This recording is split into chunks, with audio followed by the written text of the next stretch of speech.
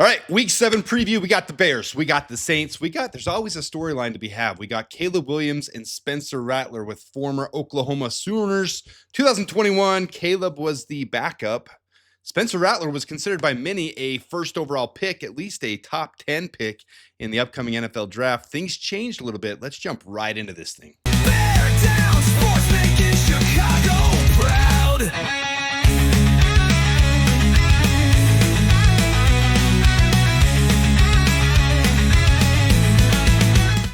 All right, I appreciate you guys tuning in. Those who don't remember, back in 2021, it's the Red River rivalry. You got Oklahoma, you got Texas.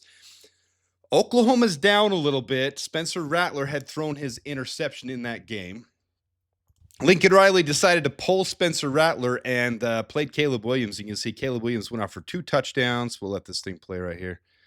2 touchdowns and rushing touchdown as well. 88 yards rushing, 66 yard long.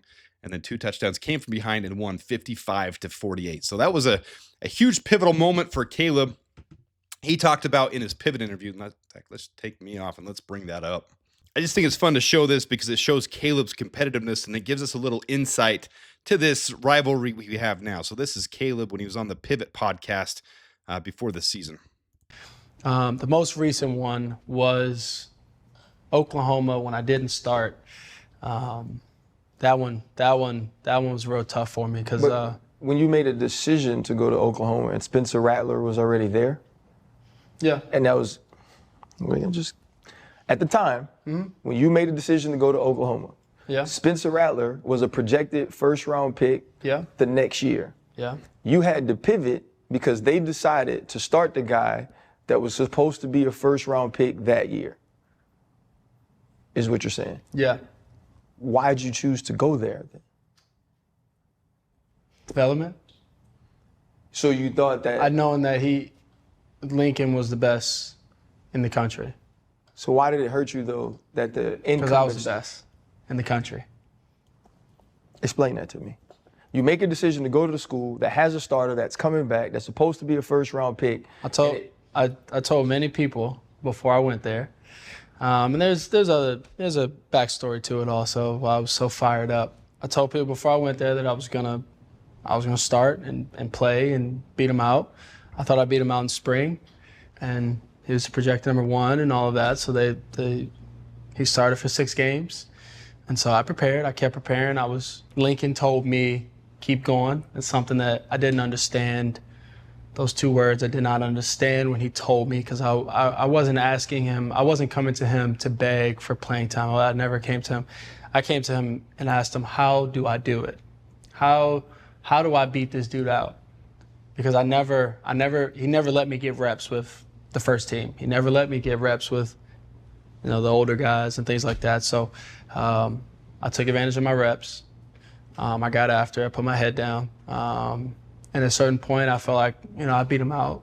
And I got to, at some point, and I went up and asked Link again. I said, how do I do it? How do I beat him out? How do I, what can I do to put myself in a position that I believe that I should be in and want to be in and trying to get to? And so he told me, keep going. He didn't give me any other advice. So that's his words that he told me.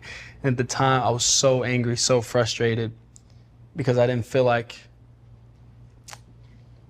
that wasn't what I wanted to hear because I felt like I was the best. I felt like I could have helped us win, all the games, getting more reps, getting later in the season, and I'm ready for those moments, later in the season. So I didn't get those reps. So I kept preparing as best that I could. So when I had my moment, there was no way that he was ever going to get it back. So it goes back to I watched and learned Tom Brady. Yeah. For Drew Bledsoe is when you prepare. When you get your moment, because you never know how long it's going to be. You never know what's going to happen. When you get your moment, you don't give it back. And so that was my mindset and plan. And I went there saying that I was going to beat him out. And I feel as if I didn't happen. So I had to pivot. I had to change. I had to keep going and adjust to what the position I was in. Be the same person every day. But when I got my shot, yeah, nothing else was going to happen other than me being the guy. Can you take me back?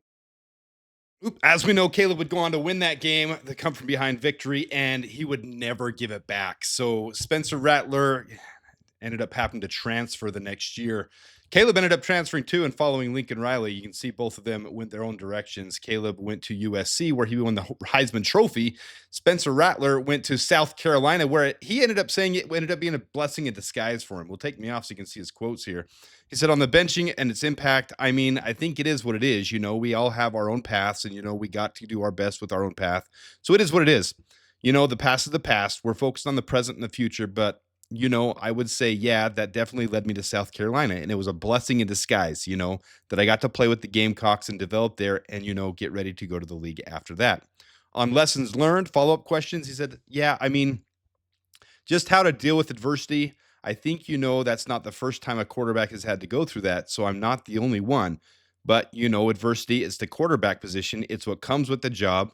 And you got to deal with it and move on to the next. So this is now being touted mostly by Saints fans as the revenge game because Caleb stole his job. Ended up being a blessing in disguise for Spencer. He was touted as a top 10 pick, but he wasn't ready for that. He would have been a bust if that happened. Ended up going in the 4th round in the 2024 NFL draft. Caleb went first overall in that draft, obviously. And both have had a very good year this year. Spencer Rattler, as many know, the Saints were in turmoil at the end of the year. Derek Carr, decided to retire, and the Saints had a decision to make. Do we stick with Spencer Rattler? Do we draft a high draft pick? Well, they ended up drafting Tyler Shuck in the 2nd round. They said, we're going to fix the line in the 1st round. They took Kelvin Banks, and then they took a quarterback in the 2nd round. All preseason, it was a camp battle between Spencer Rattler and Tyler Shuck. Ultimately, Spencer Rattler won it over, and now he's had a very good start to his sophomore season.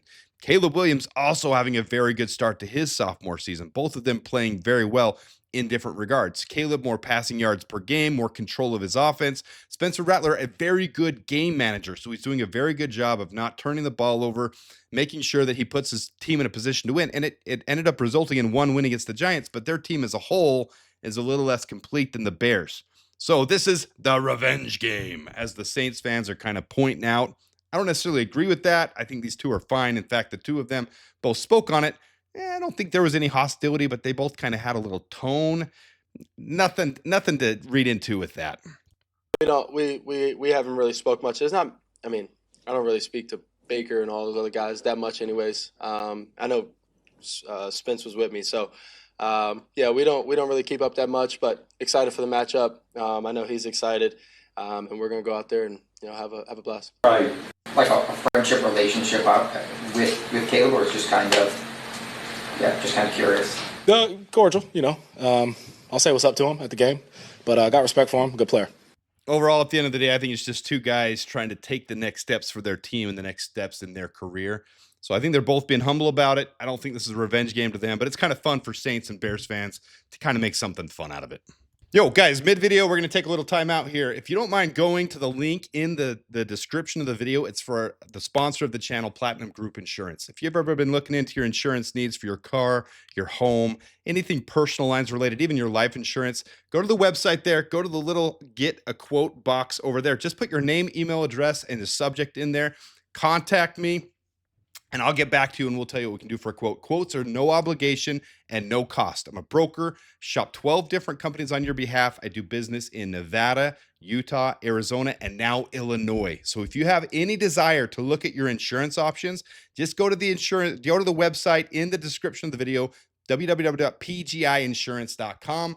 Check it out. All major carriers, Progressive, Hartford, Travelers, Safeco, Liberty Mutual, all good companies, A-plus rated companies. It's companies I'm just the broker for them. I'll help you shop it out. Let me know if I can do anything to help you. I'd love to help. All right, next up, the injury report and a couple big pieces of news that came out today. Something I'm really excited about. Something, Tano Passanyan, I don't ever say his name right. I don't have to anymore because he just got cut today. Look down below at the bottom. Today released Tano Passanyan. I have to assume that's to make room for Austin Booker, who is still on the injured reserve. He's able to come off last week. I think they were just giving him an extra week, and they were moving Shamar Turner out to edge to see what he could do. Played very well against the rush. I would assume you're gonna see a rotation with Turner and with Booker this week. of Booker in on the pass rushing downs and Turner in on more of the run defending downs. That would be my assumption. But a couple big keys to come away from this, and you can see my notes over here on this side. DJ Moore is a full go. They said he's going to play in the game, so he's an Iron Man. He's going to be ready for the game. Jonah Jackson wasn't talked about enough. Him being out would have been a huge loss for the Bears. Yes, we could have let Luke Newman have a shot. We could have seen why is Ryan Bates still on the roster. Jonah Jackson did a good job last week, and he needs to be playing for the Bears to keep clicking, and consistency on that offensive line is going to be important. You saw coming back last week, Darnell Wright, after he was out week 4, him coming back was really important. Gave an opportunity for Theo Benedict to start at right tackle and then move to left tackle. The Bears got it figured out. If we can keep these front 5 in cohesion, it's going to be really important for the Bears moving forward. So I'm glad Jonah Jackson is healthy and going for this game. All right, Jake Moody. Cairo Santos is out right here, the top one. He is not going to play. This gives Jake Moody his basically audition for Soldier Field. Did very well in the elements in Washington, D.C. It was raining. It was windy. He kicked very well. One blocked kick. That was it. I don't know if that was necessarily his fault, because with the weather, it sounds like the snap wasn't completely clean. It took an extra second to get down, half a second, whatever you want to call it. This is going to be fun to see what Jake Moody could do. I'll go into him in just a second. Austin Booker likely to be activated. I put please activate because as of the time of this video, he wasn't, but the to know news has to allude to that. And then Grady Jarrett is going to be a game time decision. I really hope he can go, because that's going to be important to help the run defense as well. And our run defense is one of the worst in the league. We're going to get into that in just a second too. As for Jake Moody, I think this is a bigger storyline than people are letting onto. They act like Cairo Santos isn't touchable, but I'm going to go into what Ben Johnson said after that week 1 loss. But here's a couple posts I put on social media after last week's game, how quickly the Niners had Jake Moody in the Super Bowl. He was 3 for 3 and an extra point, and he played very well. His rookie, he was taken in the top 100 with the comp pick for the Niners in that offseason. So he was taken very high, the highest kicker taken in a long time. So he was taken with their comp pick. A big leg. And if you see right behind me, right up here, I pointed out that kick in the preseason this year against the Raiders to win the game was estimated by many to be over 70 yards. But as it's going through the uprights, it's over half the way up in the uprights. And it was his career long, a 59-yarder. He kicked it. If you saw the video, I'll play it one more time. Right there, you see where it's posted. It's right at the 49-yard line. This is to win the game in the preseason. It's the preseason. I get that. But then week 1, Moody had a blocked kick, and then he missed a short field goal in it. But 2024, he was very inconsistent. Highly rated kicker, though. So the Niners decided to part ways with him and move on. Can't blame him. You need consistency in your kicker. That's the biggest thing. That's what Cairo's given us. But remember back to the week 1 loss. I cannot forget, because I flew across the freaking country and watched the Bears melt down and give away 3 touchdowns in the 4th quarter. Should have had that game. There's no way we should have. New game, new team, gelling together, whatever. I'm over it. This is Ben Johnson the week after. As we're preparing for the Lions, this is what he had to say in relation to not kicking the ball out of the end zone, which is what they were trying to do with Cairo. Cairo just does not have a huge leg. Thank you. One more time. Man, can we go on to the next game? I'm still on the.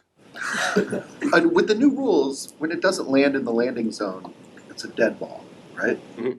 So theoretically, could you have just kicked it anywhere, just Short. more than 20, and the clock would have stopped? Mm-hmm. Was that considered at all? Yeah, it was. Yep.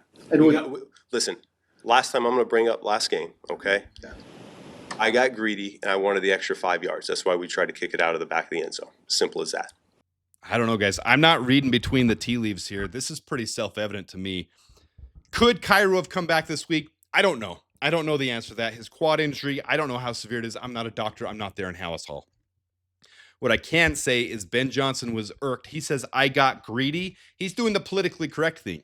Any coach is feeling in his head and his heart right there. We had to save every second of that clock we could. There's no reason my kicker in today's 2025 NFL can't kick the ball out of the end zone.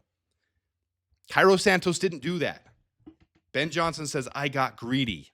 I'm not reading too much into it. If Jake Moody does very well, let's say the Bears just want to try him out this weekend against the Saints. And, instead of going for it on 4th down in certain situations, Say a 55-yarder comes up, say a 60-yarder comes up, and it's possible. I don't see any reason why the Bears wouldn't march out Jake Moody. Ben Johnson said after the game winner that he's looked very consistent in the last couple weeks of practice after they picked him up. The Niners cut him. The Bears picked him up the very next week, and they've had him on the practice squad. They've had him practicing and kicking with the Bears in Chicago. If the opportunity presents itself, Jake Moody goes 5 for 5 with a couple 50-plus yarders, maybe even a 60-yarder. Maybe even the Bears try to push it and say, hey, see what you got. Let's kick a 65-yarder. There's no way you can't keep Jake Moody.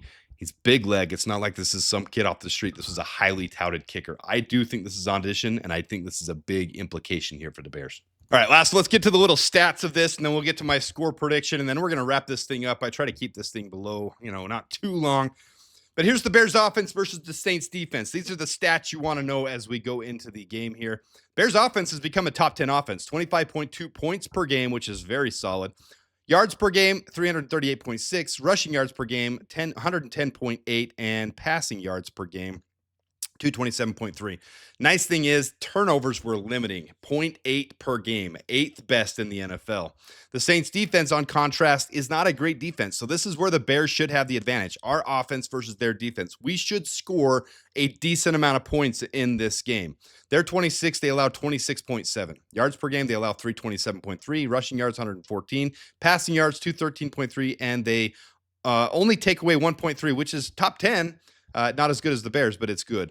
Caleb Williams is the first Bears quarterback in history to throw for 200-plus yards, a touchdown, and score 20-plus points in each of the team's first 5 games of a season. We'll see if we can keep that trend rolling.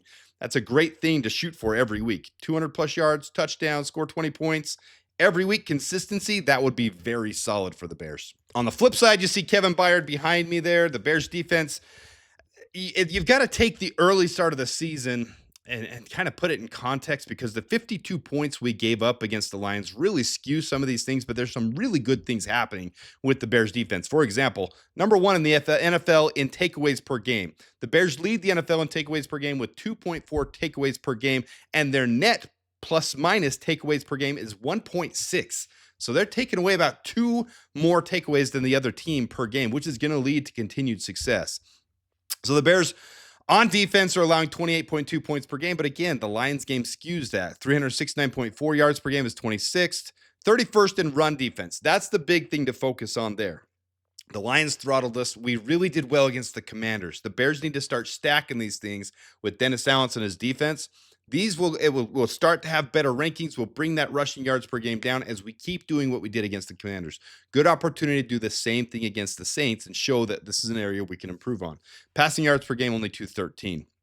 Now, the Saints, a better running team than a passing team, but both struggle a little bit. They're 29th in the league at 18.5 points per game. So the Bears should win this game on paper. They should. Yards per game, 305.3. Rushing yards, 109.5. Passing yards, 195.8. And takeaways from offense, they're actually pretty solid at that. So the Bears are going to have their work cut out for them. Only 0.7 takeaways allowed from the offense to the defense. I just posted this on social media. For those who hadn't seen it, it's not talked about enough. There's a lot of things that national heads are missing. Even the local guys are missing. This is one of those. The Bears defense is a top 5 defense by takeaways created. Number 1 is the Bears at 2.4. The Jaguars are having success for the same reason, 2.3 per game. The Steelers and Rams both have 1.7, and the Falcons at 1.6 takeaways per game.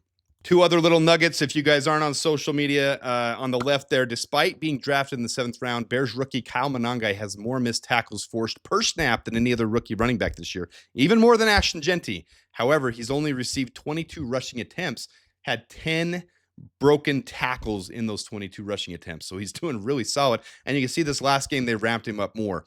Had more touches, more carries, and more receptions. So they're using him more. Are they underutilizing him? Well, obviously, DeAndre Swift had a big game.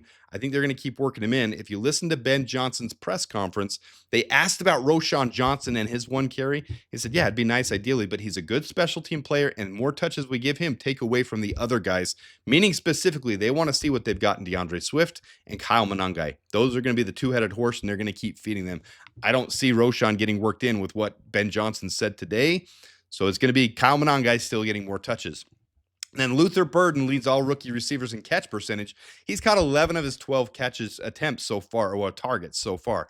He also leads the NFL in passer rating when targeted at 146.5 NFL passer rating when he's targeted. That's huge. And you saw the huge play across the flat, deep 30-yard throw from Caleb to Luther Burden when he got open at the end of the last game. So there's a lot of potential there. I think they're going to start working him in more.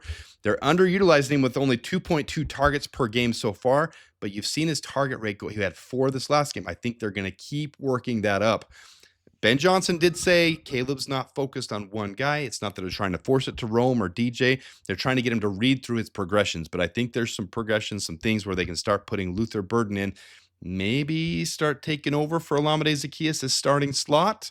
We'll see as it goes on, but something to watch as these rookies start to work their way in. I think he's done a very good job, Ben Johnson, of incorporating both these guys, Kyle Monangai and Luther Burden, and now that he's back, Colson Loveland into the offense as well. So here's what NFL has as their game preview picks. I always think it's funny here with Gordon because he puts some funny things. 73-0 was the 1940 NFL championship game. The Bears beat the Commanders. So last week he had that 73-0. This week, the Bears have had 2 straight weeks of 25-24 victories. So both these guys put 25-24, which I think is pretty freaking hilarious if you think about it. So I don't think it'll happen 3 weeks in a row. Me personally, I've got the Bears winning by a landslide, 37-21. I would like to see them cross the 40 marker. That would be fun. I think it's possible. Right now, the Bears have actually moved. The line has moved. The Bears are favored by 5 points. But for my preview video, for my predictions video, I put this as my official prediction. I would like the Bears to keep them below 20. I think 21 is a pretty realistic number to hold them to. But I do think the Bears are going to get real close to that 40 number. All right, guys, that's it for our preview show. Let me know what you think in the comments. Let me know what you think the highlight of this game is going to be. I think this is going to be Caleb Williams' statement game, and I think it's going to be a 300-plus yard game for him and 4 touchdowns. That's what I really do believe. I think that's going to happen in this game. This is a statement game. Ben Johnson talked about how the Bears, after their last short week, Monday Night Football week 1, going into the Lions, they didn't prepare properly. He said that's a focus this week. I think they want to make a statement with 3 wins in a row already. People saying, well, the Saints are playing really well. Spencer Rattler's having a better year than Caleb Williams. The Saints are a scary team. Look what they did to the Giants. I think they want to say, hey, you know what? And even though Ben Johnson says, oh, I didn't know we were favored. Bullcrap. He knows they were favored. I think he wants to put a statement on this and say, you know what? We're favored for the first time. Let's show the league we're able to put the smack down on a team like the Lions put on us. I think that's what he wants to do personally. I appreciate you guys tuning in. If you don't mind hitting the like button, subscribing, sharing this with your friends, commenting down below anything about the video whatsoever. Caleb Spencer rivalry, the revenge game, if you really think it is one, how this team is headed, which direction they're going. I love interacting with you guys. Interact with somebody else too. Put your own comment, find somebody else, interact with it. Helps the algorithm, helps the channel grow. We're almost to 11,500. I'd love to see us before we start getting into playoff contention, up around that 12, 13, 14,000 subscribers, but it's going to take some of your guys' help. So I do appreciate you guys. Until next time, da Bears, bear down. Bear down.